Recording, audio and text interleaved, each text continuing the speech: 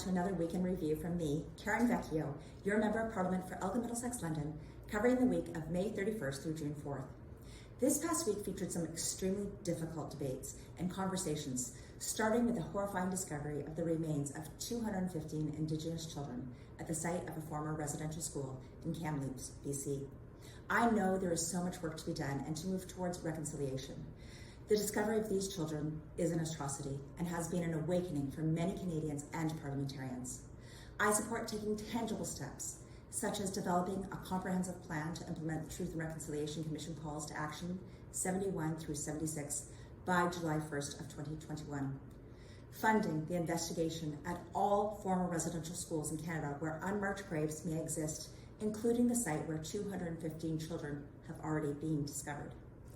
Ensuring that proper resources are allocated for communities to reintern, commemorate, and honor any individuals discovered through the investigation according to the wishes of their next of kin. And finally, developing a detailed and thorough set of resources to educate Canadians of all ages on the tragic history of residential schools here in Canada. This week, I also have the opportunity to speak on C6, the government's legislation to ban conversion therapy. I fundamentally agree with the main point of this bill. No one should be forced to try and change their sexual orientation against their will.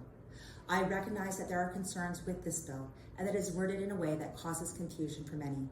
I will always support the fundamental rights of Canadians to have hard conversations with friends and family members. However, after many discussions with friends and colleagues, I decided to support this bill as I believe it fundamentally protects the rights of LGBTQ2 Canadians.